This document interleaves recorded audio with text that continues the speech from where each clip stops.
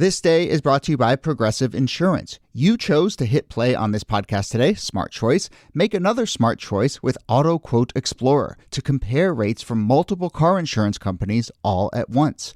Try it at Progressive.com. Progressive Casualty Insurance Company and affiliates, not available in all states or situations. Prices vary based on how you buy. Hello and welcome to This Day in Esoteric Political History from Radiotopia. My name is Jody Avergan.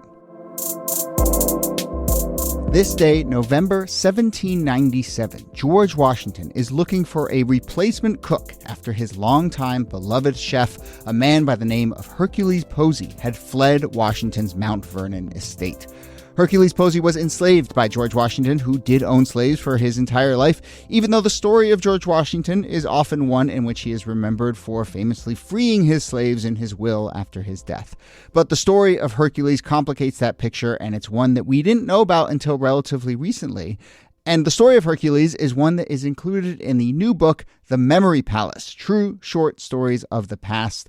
The Memory Palace book is an extension, as you may have gathered, of the Memory Palace podcast, which is the long-running project of the brilliant Nate DiMeo. The Memory Palace is one of the OG Radiotopia podcasts, and as you may have been hearing, the Radiotopia fundraiser is kicking off this week.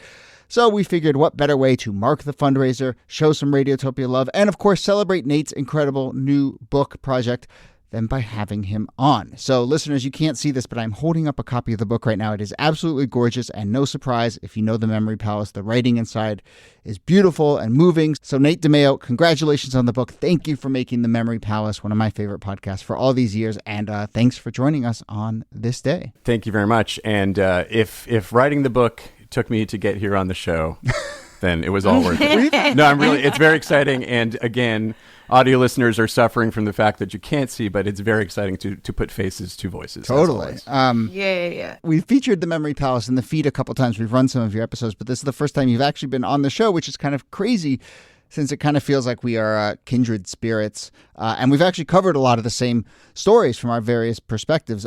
There's a whole bunch of history shows at Radiotopia. There's Radio Diaries and The Kitchen Sisters and Articles of Interest. But yours, as I was saying, I really think it's at the heart of it all. And we're actually going to talk about your approach to history storytelling in a couple episodes. This is actually kind of like Memory Palace week here at This Day. We're going to do 3 episodes with you, Nate. But before we get going, I should introduce my co-hosts, Nicole Hemmer of Vanderbilt and Kelly Carter-Jackson of Wellesley.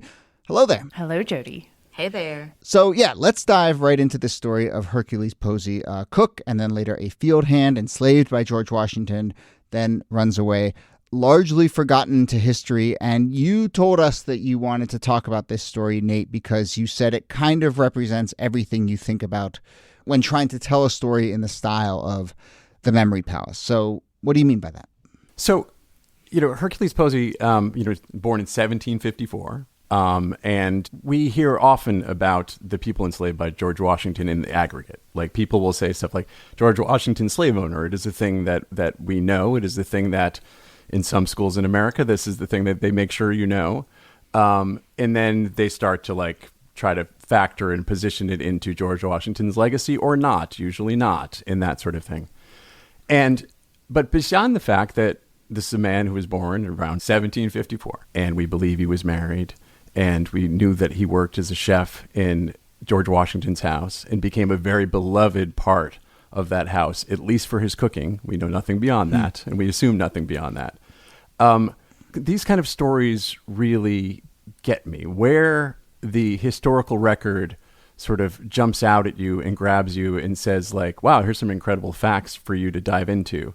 Often you dive into those things and you find, incredible depth, and you find these details that light you up. But here, with this person who was critical to the life of one of the most consequential Americans, and therefore one of the most consequential human beings of the past several hundred years, there's very little of his life. But yet, there is a story, meaning that there is kind of meaning and beauty and interest and things to tell you about history and things to maybe tell you about your present, despite the fact that we have so little. And, in the telling of the story, there is only so much biographical detail one can give. And, I can tell the story as we know it of Hercules Posey very quickly, and I guess I will. It's that this guy is born enslaved in 1754 and is purchased by technically Martha Washington and brought into the combined Washington family, and is then works for them as a beloved cook for a number of years.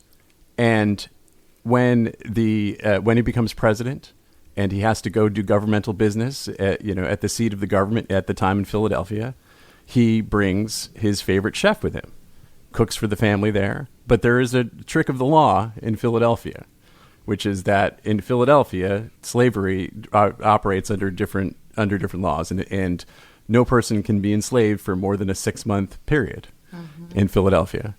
And George Washington, who was going to be there for longer than 6 months, rather than letting this man's servitude to him run out, sends him back to Virginia and to Mount Vernon. Because he feels, I would like to comply with local law, but I would also really like to make sure I continue to own this man because I really like this man's cooking. Which is a devastating fact about the father of the country. It's really it's complying with the law, but really not the exactly. No, it's not. It's exactly right. It's exactly right. It's his way of trying to get around the law and maintain what he wants property. To do, which we have seen many wealthy people do to this very day in many different areas of the law. Yeah. And there's something very first of all, it's like, as we sift through the past to try to understand what George Washington's opinion was about slavery and about the slaves that he owned, this particular idea that this man just happened to love this other man's cooking, so he would continue to own that man, is one of the most, to me personally, kind of that's the thing that allows me to get my head around who Washington is vis-a-vis these other human beings who he sees as his property. And so the story, Hercules' story from there is fairly simple because, again, it can't help but be because we just don't have that many facts, which is he goes back to work. There's no one to cook for there. And so they put this large man named Hercules, who really apparently was a big, strong man, to work building a wall. And he's like, screw this. What am I doing? What is happening with his life? We assume, but he also never writes anything down, or no one keeps the things that he writes down. And all we know is that he runs, and he leaves his family behind. And for a very, very long time, he disappears into history. And that, too, is really a beautiful thing to me, honestly. Because here, George Washington, has no escape into history because every detail of his life is cataloged. Locks of his hair are kept, and his diaries, and anyone who ever received a letter from him was like, hey, I have a letter for George Washington. So those letters are kept. Yeah. But this other man, his story, ends when he runs, and then is only revived again many, many years later, literally about 5 years ago, when a diligent historian in Connecticut goes and kind of figures out which pauper's grave he lives in. He currently resides in New York, and everything else is left to history and left to us, the people that work in history, to make of that what we can. And as often happens with the Memory Palace, I'm trying to make something that kind of brings some meaning and order to the past, and brings, I guess, ultimately my meaning to the past. Yeah. What I feel is so important about the Hercules story is that there has been this effort among some folks to try to take the history of enslavement done by founders and reconcile it with the founders' vision of democracy and freedom. And the way that they normally do that is to say, well, yes, I mean, George Washington had slaves, but it wasn't really his fault. And of course, what is the first thing he writes into his will? Free my slaves when I'm done. And it's this way of saying, well, he was captured by the circumstances of his time, but ultimately he did the right thing at the end, and America did the right thing in the end. And what's so important about the Hercules story is No, he didn't. Sure. Yeah. I mean, that's kind of obvious by the fact that he was enslaving people, but even within that context, that he looked for ways to keep people enslaved. And when people he enslaved ran, he hunted them down. Yeah. Sure did. And Spent a lot of was not time. interested He's a busy man. Yeah. He spent a lot of He time. not only hunted them down, but did that simultaneously while he was pushing for American independence and freedom and liberation. He is sending out slave hunters and slave trackers to try to retrieve his property. And that, to me, there's so much about George and Martha Washington that is just highly hypocritical that we don't delve into, I think, because they hold this statue of the presidency. Sure. And so we even consider, like, well, yeah, you're a slave, but you're a slave to the president, as though that somehow elevated position makes it better for you, that your circumstances are somehow better, that you wear better clothes or you have a better experience. But the fact that he ran away, again, shows me that it doesn't matter if Exactly. you are enslaved to the richest, wealthiest, most beloved person in the world. If you are enslaved, you will do everything you can to get out of that enslavement. Yeah, and one of the other only like material things we have that gives us any sort of sense of his life is at some point a fancy friend of George Washington's is kind of like off to like investigate. Hey, can you go see what? You remember that Hercules? God, I miss that guy's cooking. We got to track this guy down. And he's kind of like poking around, and he talks to Hercules' daughter. And he's like, aren't you like tell me what you know, essentially, we assume. Like he does not lay out the interrogation. So we are only left to fill in what this man asked him. And he says, well, how do you feel? You must be very upset that your dad is gone. And she says, no, I'm happy because he's free. And it's a devastating statement. And it speaks directly to that. There is no good life that's enslaved, because there's even just this notion of just like, let's just even think of this as a guy who just works, simply as a man who works.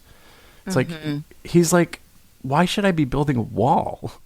You know, like, you have valued me and my work because I'm a really good chef. You know, I'm an expert at this.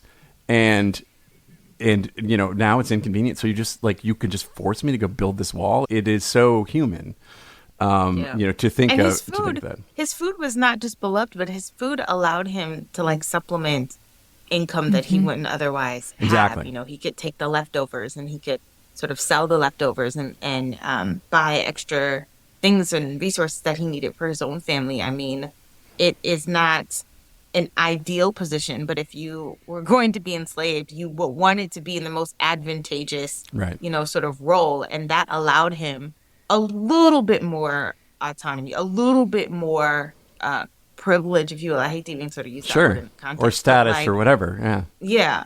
But it's wild. Right. And then we have no idea if his life in freedom, you know, in apparently New York, you know, offered him any of the same sort of privileges. Like, we don't know if you know, what we learn from the historical records were like particularly fancy clothes that he was able to buy and seemed to enjoy wearing, or felt the need to wear, or whatever it turned out to be in life there in Mount Vernon or in Philadelphia. We don't know if he was able to achieve that again. Like, all, you know, so we don't know what. But we know that you know, to run, you know, despite whatever comforts you might be giving up, despite the comforts of family, which is insane to think, when it's so hard to understand. And all it can do is sort of like elucidate, you know, that corner of our understanding of like, oh, you know, this is what it meant to have your entire life constricted by enslavement. These are the things you're willing to sacrifice to escape it.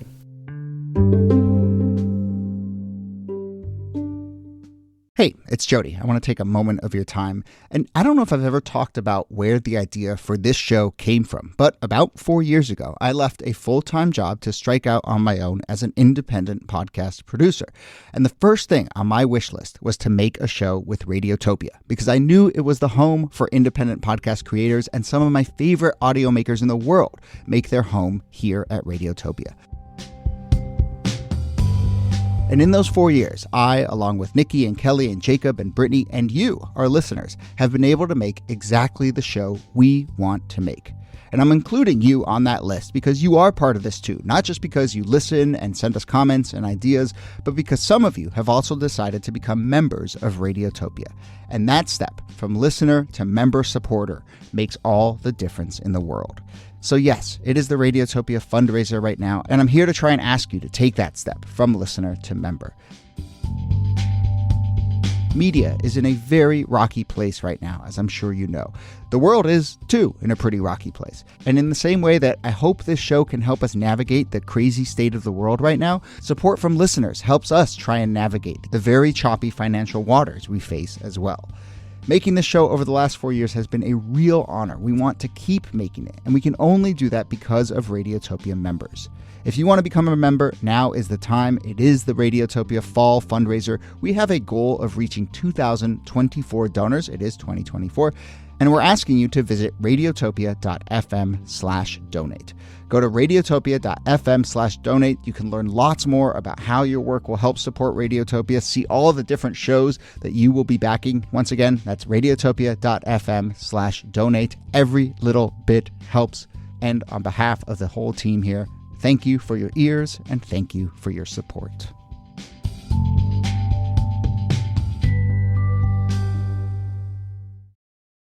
We want to tell you about another podcast from PRX called Monumental. This podcast explores questions about the past, present, and future of U.S. monuments, uncovering the stories about what and who is important, as well as the stories that have been left out.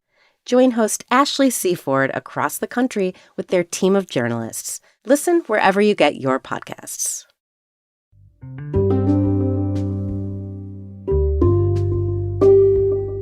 Your essay touches a fair amount on how much information we have about George Washington's life and how little information we have about Hercules.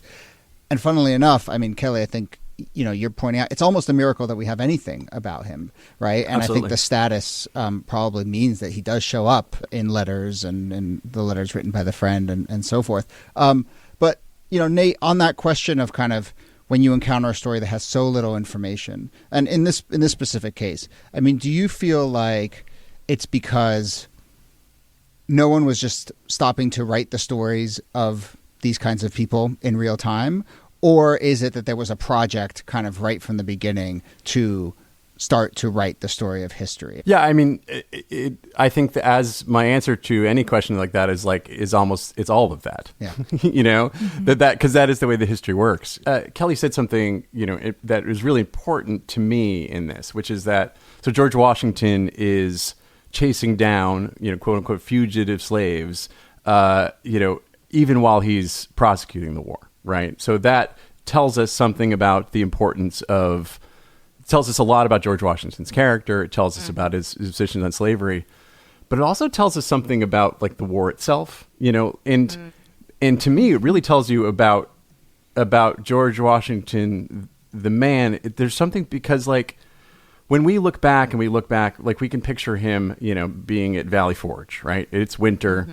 It is miserable. He's got troops to worry about. He's got troops to feed. He's got a campaign to wage, all this stuff. And then we can picture him in one of those situations, like also taking the time to try to track down his stolen property, as you would think of it.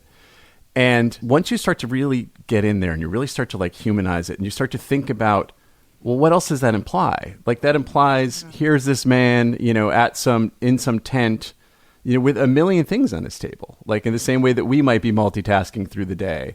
And the fact that his priorities turn to that question when it seems to be like the least important question, like what's happening at home, but who knows what that means to him, and only we can guess, but for all we know, here's this very cold man, very miserable, very nervous about what's going to happen the next day or this next month, or whether he's going to die or whether he's going to get home. For all we know, there was something very comforting about thinking about home and thinking about domestic life. And here's the thing he could do. We do not know. We don't know what is driving him because all of it is happening all at once. That the past is just as complicated and just as filled with mixed emotions and just as filled with contradictions. And yes, some people are there trying to write George Washington's story as it's happening, and they know that because they need to build a nation and they need stories to build a nation. But the same thing is also, we don't really know whether Hercules Posey, this man we know very little about, was a letter writer or what his internal life was literate. like, or was literate. We have no idea. Yeah. There is a cookbook that Martha Washington has, that a lot of historians suspect that these are Hercules' recipes. Like, Martha's not in the kitchen. She is not when you have 300 or 400 enslaved people to do that work for you. She is, I highly doubt, making bread. But the fact that, she has these beloved recipes that people call their favorites, it's like, we can't prove, but it's highly likely that these are Hercules' recipes, that these are his signature dishes. And that's something that I think historians always try to do, is try to find things that maybe we don't have evidence for to point to sort of the smoking gun, but we can suspect by what we know enslaved people did, which was everything, that some of this would have been filtered in through that narrative. So it's like, did they intentionally leave Hercules out of that cookbook? Or are they curating an idea of Martha Washington as the epitome of this domestic, and here's, the dishes that she loved? We can't say, but at the same time, we can speculate. And that does help recover at least some of what we can imagine about him and his food and how people, consume these dishes. But at the same time, there was a portrait of a black chef that forever people assumed was Hercules. And historians have figured out for any number of reasons that it probably was not him. It might have been, that they do not know who it is and they can't quite figure it out. But it doesn't seem to be him. Yet, when one looks, on the web or one looks, et cetera, you will often see this picture. And I'm struck by the fact that even though, that part of my being drawn to Hercules was seeing this image that turns out to not to be him. And yet I can't sort of shake this image as I look into the past.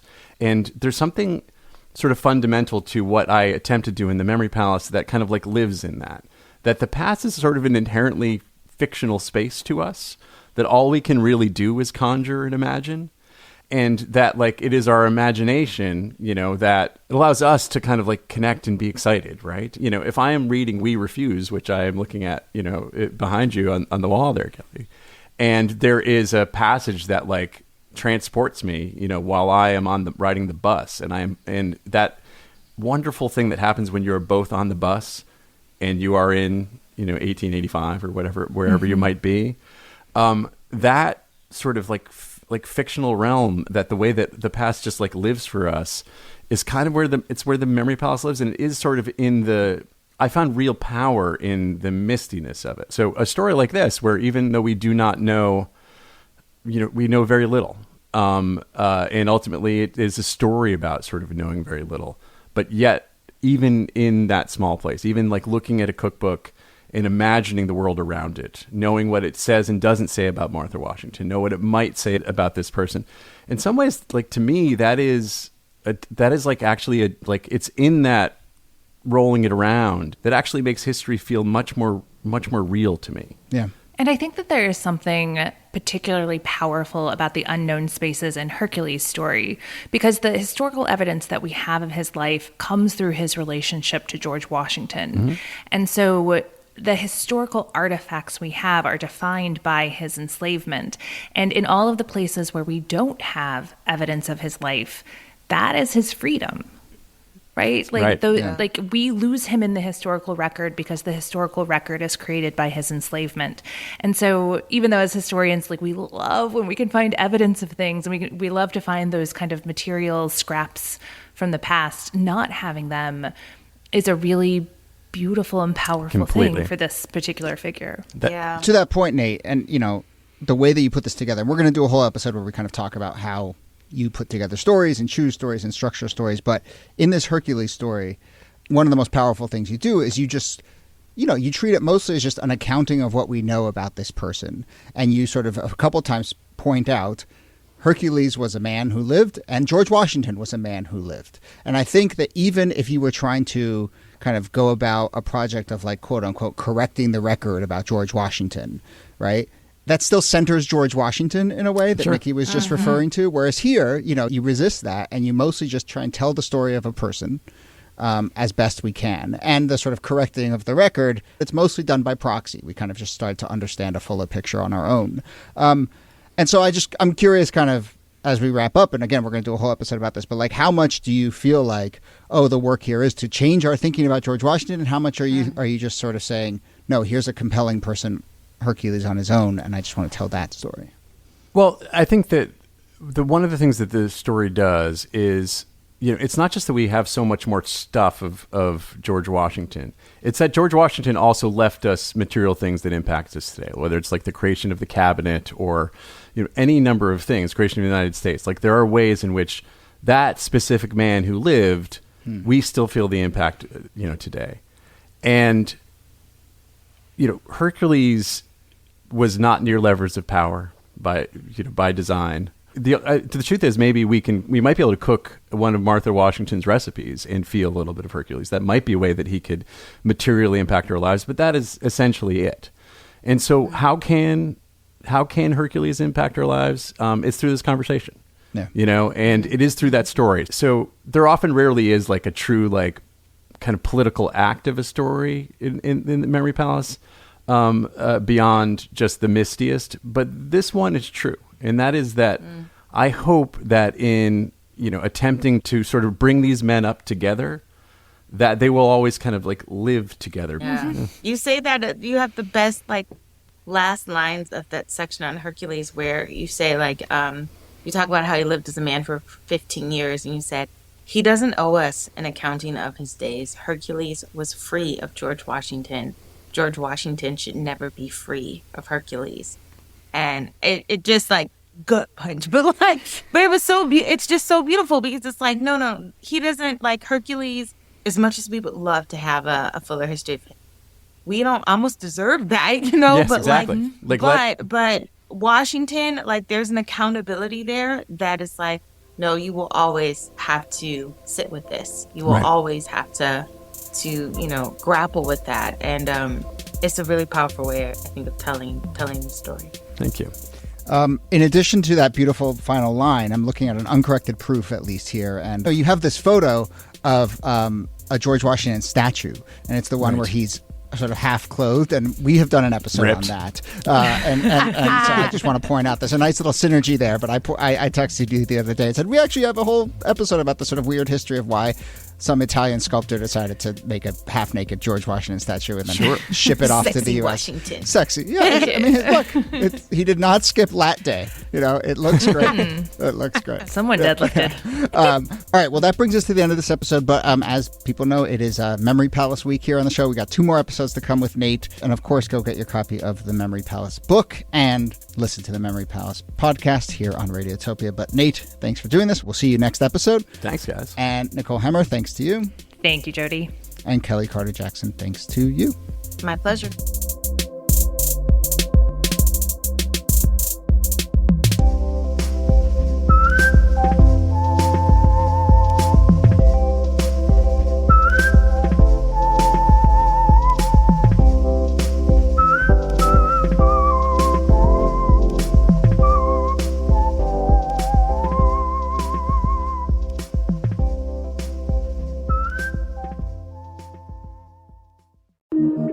Radiotopia.